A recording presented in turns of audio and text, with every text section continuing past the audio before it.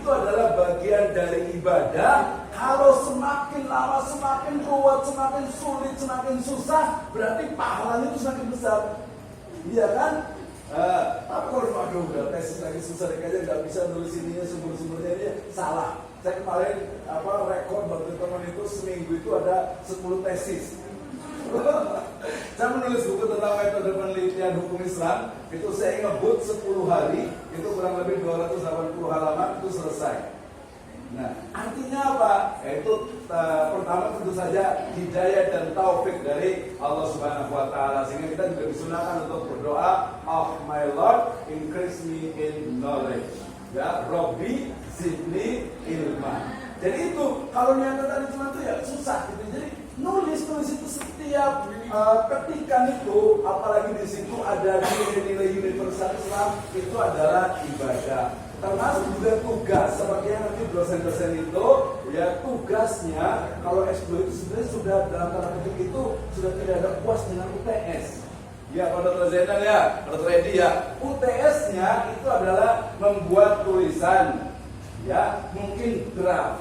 Nah, kemudian diperiksa oleh dosen. Kemudian nanti UAS-nya draft tulisan itu kemudian disubmit. Tadi disebut sudah disubmit ke mana? Ke jurnal. Tadi di dalam itu dapat LOA, Letter of Acceptance. Ya, jadi surat penerimaan. Gampang.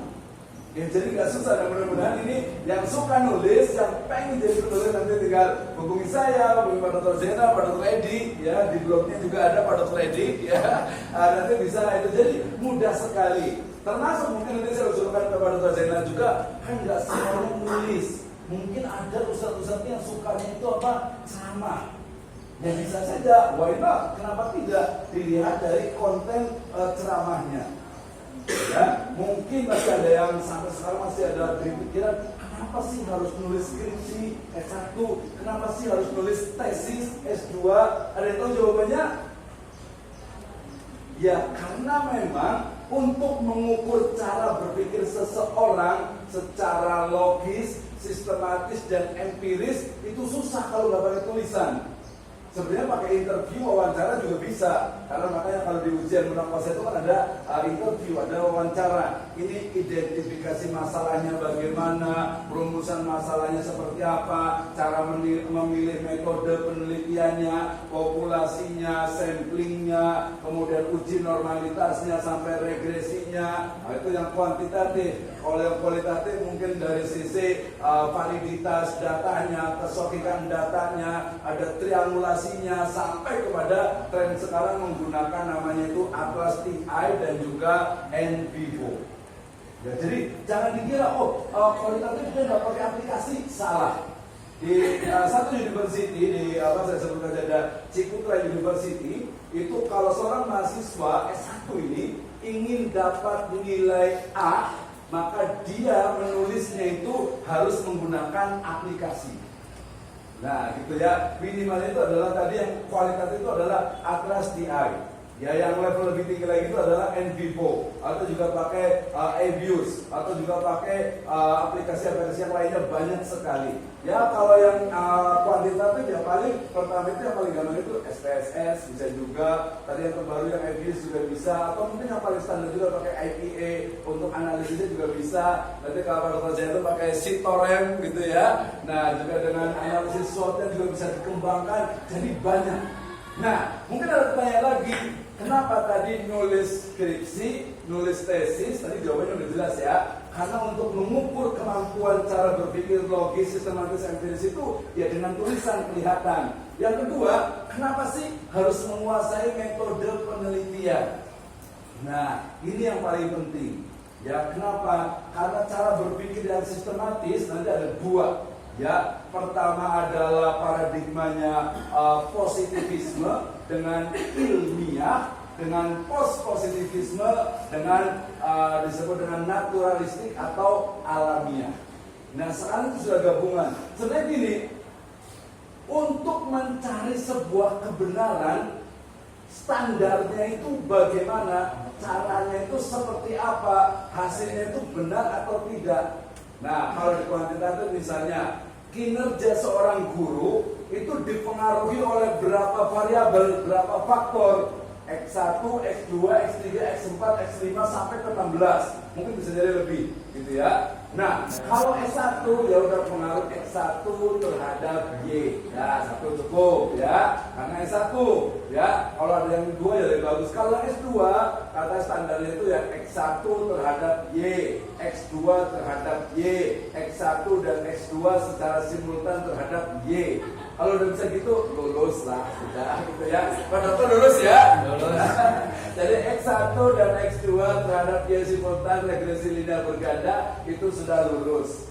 Nah, gitu. Jadi gampang banget gitu ya. Nah, gampang, gak ada susah. Bahkan saking gampangnya itu untuk teknik pengumpulan data, analisis data itu boleh nyuruh orang dan legal. Nah, tapi jangan nyuruh Pak Dr. Zainal gitu ya. Itu boleh secara ilmiah, secara akademik. Suruh mungkin anak buahnya atau mahasiswanya, tolong dong ambilkan sebarkan kuesioner. Terus ada mungkin teman-teman dari IPB, tolong dong analisiskan ini data yang sudah ada, itu legal dan boleh. Yang penting mahasiswa itu paham alur dari datanya itu. Nah, kalau yang kualitatif yang ustadz-ustadz ini itu juga harus ditingkatkan. Dia bukan hanya kualitatif saja. Misalnya pemikiran misalnya Imam Al-Ghazali tentang pendidikan agama Islam, ya, dan relevansinya terhadap pendidikan di Indonesia. Ditanya, bisa bahasa Arab enggak? Bisa sih dikit-dikit, cuma lupa katanya gitu ya. Nah, kalau mau meneliti Imam Al-Ghazali berarti ya harus lihat kitabnya, bahasa yang digunakan, background pendidikannya, latar sosialnya, sampai kalau perlu ada naskah yang aslinya, benar nggak bahasanya seperti itu.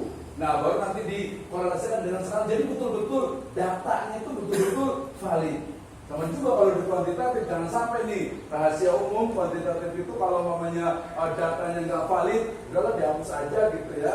Atau mungkin bahasanya itu istilahnya kayak di cloning atau apa. Jadi jawabannya yang jawab cuma 5 di cloning jadi 50. Wah, itu rahasia dari kuantitatif gitu ya. Nah, saya juga belajar, karena saya ikut 1 tahun juga di sekolah penelitian Indonesia, Profesor Dr. Sugiono, itu juga ya tahu lah kuantitatif dan kualitatif, karena kedua-duanya itu adalah metode ilmiah dan alamiah. Dua-duanya mencari sebuah kebenaran. But the big problem in our religion adalah bahwa baik positivisme, post-positivisme, kuantitatif ataupun kualitatif menihilkan adanya sumber data yang sifatnya ghaibiyah. Ini kritik besar Islam terhadap metode penelitian. Nah, mudah-mudahan sudah on time ini waktunya. We can discuss about the research methodology, tentang bagaimana how to write our thesis, gitu ya, bagaimana menulis jurnal dan sebagainya. Saya di sini boleh konsultasi, boleh pakai WA, boleh pakai telepon.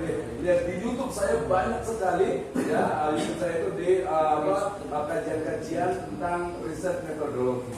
Ya, termasuk saya juga ngajar di Magister PAI juga. Demikian, wallahu a'lam bishawab. Ada yang mau nanya nggak nih? Sebelum saya tanya nanti, mangrove buka. Tapi kalau waktunya udah habis, insya gitu ya. Jadi pokoknya intinya saya sangat open sekali, sangat terbuka sekali untuk yang pengen belajar nulis, pengen belajar buat artikel masih bingung. Kuliahnya gimana nih biar cepat tadi? Ya, saya sudah share juga di grup itunya untuk PowerPoint saya. Gitu, mohon maaf kesalahan teknis. Wallahu a'lam bishawab. Assalamualaikum warahmatullahi wabarakatuh. Baik, terima kasih Pak Dokter.